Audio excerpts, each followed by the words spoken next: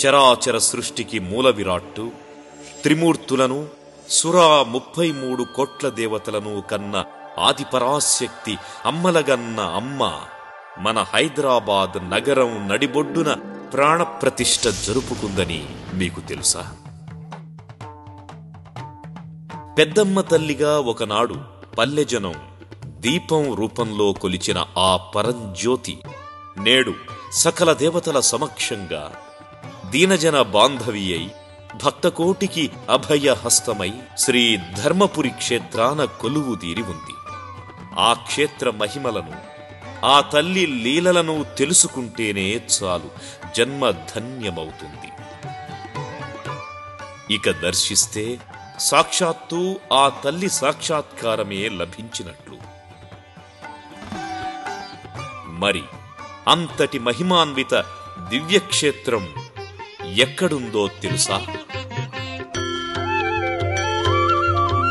అదివో అల్లదివో ఆ మహామహిమాన్విత దివ్య మంగళ క్షేత్రం. స్వర్గం కొలువుదీరిందా అన్నట్టుగా సకల దేవతలు అక్కడ సంచరిస్తున్నట్టుగా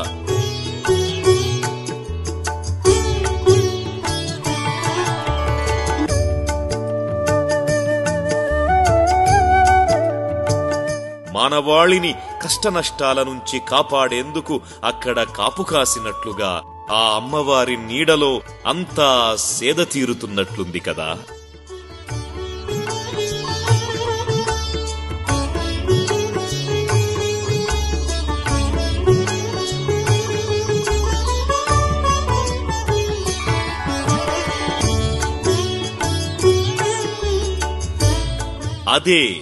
అదే ఆ శ్రీధర్మపురి క్షేత్రం. దేవ పురోహితులు, మహామహులు, స్వాములు, సన్యాసులు, ఇలా ఎంతో మంది ఆధ్యాత్మిక మహోన్నతులు, మహామహులు ఇక్కడ పాదం మోపారు. అమ్మవారి సేవలో పునీతులయ్యారు. మరి ఇంతటి మహాక్షేత్రం మన మధ్యన ఎలా వెలిసింది? ఎవరి ప్రేరణతో ఎవరు ఈ మహాయాగం తలపెట్టారు?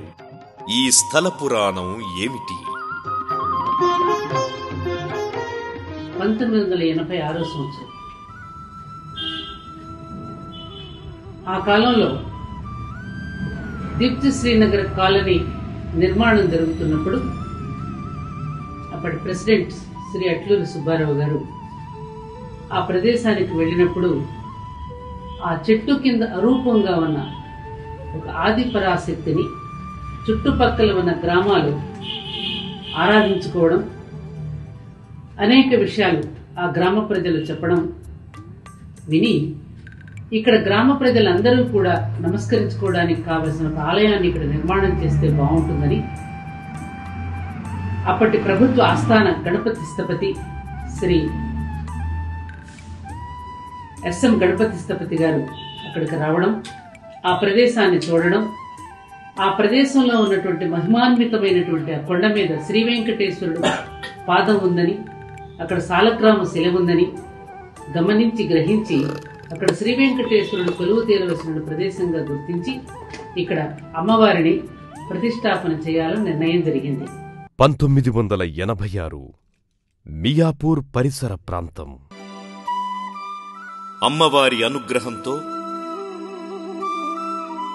ఇప్పుడు జనారణ్యంగా మారిన ఈ ప్రాంతం 1986 ప్రాంతంలో ఓ చిన్న అటవీ ప్రాంతం.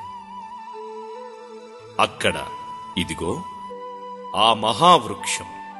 ఇది మామూలు చెట్టు కాదు. ఆ చుట్టుపక్కల ప్రాంతాల వారికి సాక్షాత్తు అమ్మవారే.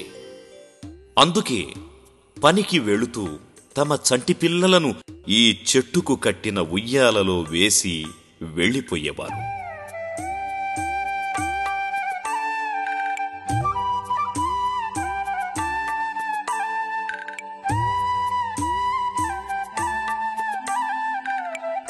మళ్లీ సాయంత్రం వరకు ఆ పిల్లల బాధ్యత అమ్మవారిదే.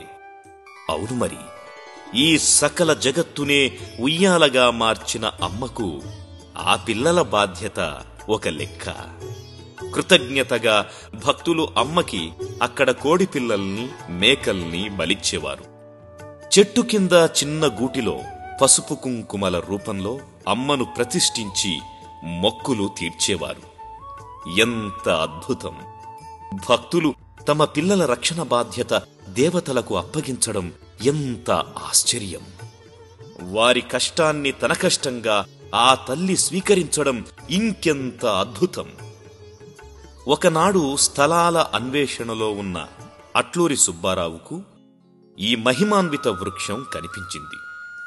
ఏమిటీ వింత అని ఆ చుట్టుపక్కల ప్రజల్ని అడగగా వారు పెద్దమ్మ తల్లి గురించి చెప్పడంతో ఆయన ఆశ్చర్యానందానుభూతికి లోనయ్యారు. దైవలీలల గురించి ఎవరో చెప్పగా వినడమే తప్ప ప్రత్యక్షంగా చూడని సుబ్బారావు గారు ఆ క్షణమే అమ్మవారి భక్తుడిగా మారిపోయాడు. ఇంతటి దివ్యక్షేత్రానికి గుడి లేకపోవడం ఏమిటి అని బాధపడ్డారు. అమ్మ ఇలా ఎండకి ఎండి వానకు తడవడం ఏమిటి అని తల్లడిల్లారు. వెంటనే అప్పటి ప్రభుత్వ ఆస్థాన స్థపతి శ్రీ గణపతి స్థపతికి ఈ విషయం చెప్పారు. ఆయన కూడా ఆఘమేఘాల మీద అక్కడికి వచ్చారు.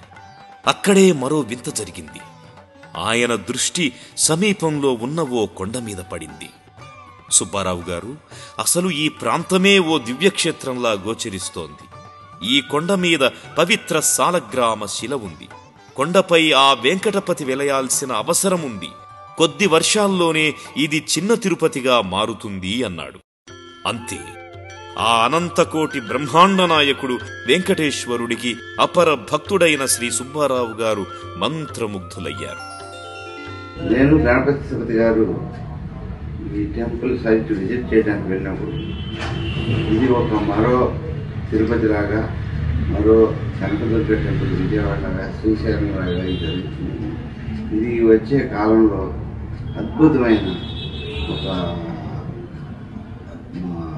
టెంపుల్ కాంప్లెక్స్ డెవలప్ అవుతుందని వారు చెప్పారు. తర్వాత ఆయన అప్పటికే కొన్ని వందల వేల టెంపుల్స్ రెనోవేట్ చేసి ఇక్కడ మహత్తరమైన శక్తి ఉంది. ఈ శక్తి ఫ్యూచర్లో ఇది ఈ ఏరియాకి అంతటికి తిరుపతి కంటే పెద్ద క్షేత్రం అవుతుందని ఆయన విజువలైజ్ చేసి ఇక్కడ దాంట్లో ఆ స్థలం మహిమ గురించి ఆయనకి కలలో వచ్చిందని కూడా ఆయన చెప్పారు. వెంటనే అమ్మవారి గుడి ప్లానుతో పాటు వెంకన్న గుడి, పద్మావతి అమ్మవారు, గోవిందరాజస్వామి ఆలయం ప్లాను సిద్ధమైపోయింది.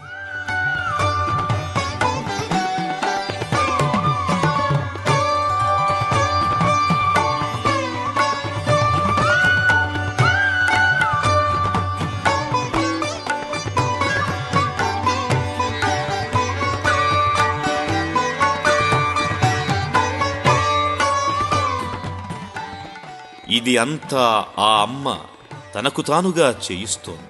అందుకే పనులన్నీ శీఘ్రంగా సాగిపోయాయి. కొండను కొన్ని వందల మంది కార్మికులు రాత్రింబవళ్లు తొలిచారు. 1986 జూన్ 18న శ్రీ బిజుమళ్ల సూర్యనారాయణ సిద్ధాంతి గారి బ్రహ్మత్యంలో అప్పటి ఎండోమెంట్ కమిషనర్ ఎంకేఆర్ వినాయక్ గారిచే ఫౌండేషన్ రాయి వేయించబడింది. అట్లూరి సుబ్బారావు దంపతులు భూమి పూజ చేశారు. అయితే గణపతి స్థపతి గారు ఎందుకో పెద్దమ్మ తల్లి గుడి గురించి పెద్దగా శ్రద్ధ తీసుకోలేదు. ఏముంది, చిన్న గుడి కట్టిస్తే పోతుంది, ఓ బొమ్మ పెట్టేస్తే సరిపోతుంది అనుకున్నారు. 1986 నవంబర్ 9న విగ్రహం పెట్టేందుకు ముహూర్తం కూడా నిర్ణయించేశారు.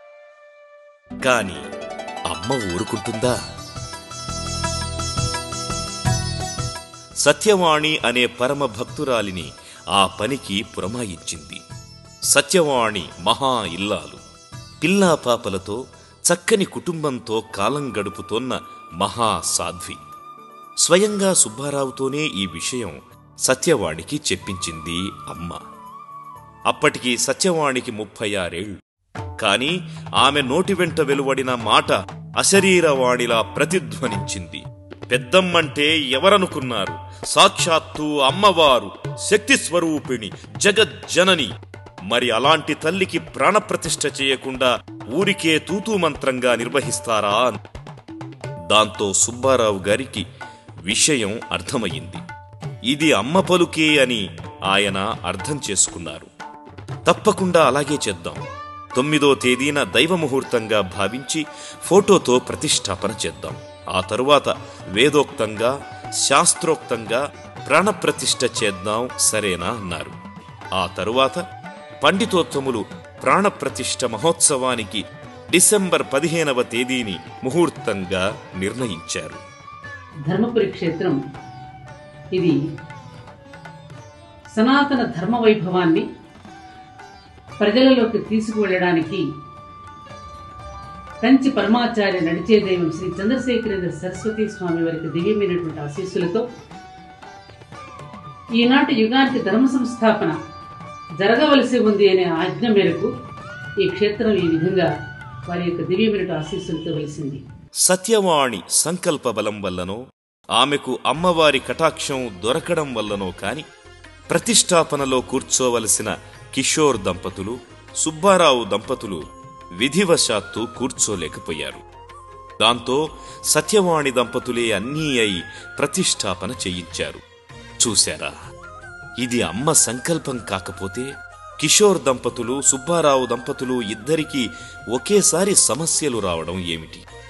అమ్మ భక్తురాలైన సత్యవాణికే ఆ అవకాశం దక్కడమేమిటి? సరే, ఇప్పుడు ఈ క్షేత్రానికి ధర్మపురి అని పేరెలా వచ్చిందో తెలుసుకుందాం. అమ్మవారి గుడి ఉన్న ప్రాంతం చిట్టడవి. అక్కడ ఎలాంటి రక్షణ లేదు. దాంతో ఓ దొంగ అమ్మవారి హుండీ ఎత్తుకుపోయాడు. కానీ అతను కుటుంబపరంగా తీవ్రమైన విపత్తును ఎదుర్కొన్నాడు. దాంతో మళ్లీ పరిగెత్తుకుంటూ వచ్చి తాను దొంగిలించిన సొత్తును అక్కడే పెట్టేసి అమ్మకు మొక్కి పలాయనం చిత్తగించాడు. ఒక అధర్మవర్తనుడిలో ఇంతటి మార్పు తీసుకొచ్చిన క్షేత్రం కాబట్టే ఇది శ్రీ ధర్మక్షేత్రంగా మారింది.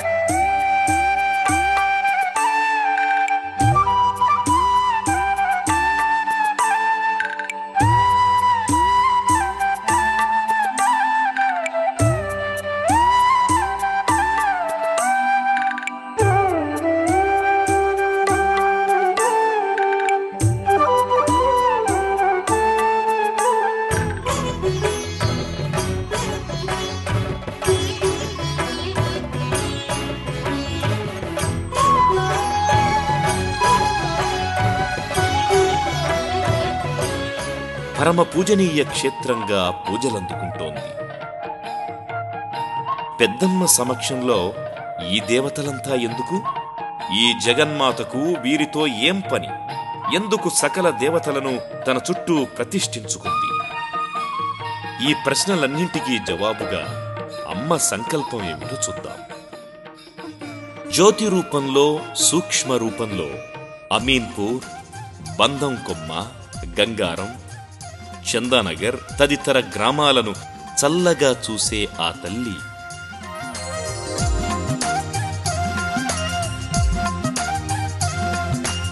స్థూల రూపంలోకి మారింది.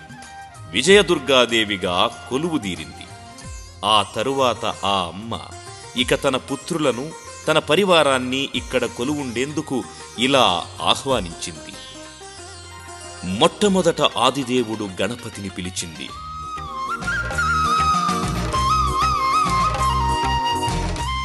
రావయ్యా బొజ్జ గణపతి, వచ్చి ఈ ధర్మపురి క్షేత్రంలో కొలువుతీరు. భక్తకోటి కష్టాలను కడతీర్చేందుకు ఇక్కడ జరిగే పూజాధికాలకు ఎలాంటి విఘ్నం జరగకుండా చూసేందుకు రా. తల్లిదండ్రుల మీద నీకున్న భక్తి విశ్వాసాల్ని నేటితరం భక్తులకు కూడా తెలియచేయి అంటూ ఆయన్ని తన కొలువులో ప్రతిష్ఠింపచేసుకుంది అమ్మ. ఆ తరువాత అమ్మవారు కుమారస్వామిని అనుగ్రహించింది. కుమారస్వామిగా, సుబ్రహ్మణ్యేశ్వర స్వామిగా లోకపూజితుడవైన నీవు కూడా ఇక్కడే వసించు. ఉత్సాహానికి ప్రతిరూపమైన నీవు ఇక్కడే ఉండి భక్తులకు దృఢచిత్తాన్ని ప్రసాదించు. వారిలోని చంచలత్వాన్ని, భయతత్వాన్ని పారద్రోలు. మానసిక ఆరోగ్యాన్ని ప్రసాదించు. తండ్రి కూడా ఈ క్షేత్రంలో దుర్గా మల్లేశ్వరుడిగా అపమృత్యువు బారి నుంచి భక్తులను రక్షిస్తూ అభిషేకాలను ఆనందిస్తూ భక్తులను అనుగ్రహిస్తూ మీ ఇరువురి మధ్యనే కొలువుంటాడు అంటూ అభయమివ్వడంతో కుమారస్వామి కూడా కొలువుదీరాడు. ధర్మపురి క్షేత్రంలో దుర్గామాత కింద ఉంది, పైన వెంకటేశ్వర స్వామి ఉన్నాడు. అమ్మవారికి తోడు దుర్గా మల్లేశ్వర స్వామి ఉంటే బాగుంటుందనిపించి శివాలయము నవగ్రహ మంటపం కట్టడం జరిగింది. అది ఎంత పెద్ద క్షేత్రంగా అవుతుందని మొదట్లో అనుకోలేదు. అయినందుకు చాలా చాలా సంతోషంగా ఉంది, ఇంత పెద్దగా బ్రహ్మాండంగా వచ్చినందుకు.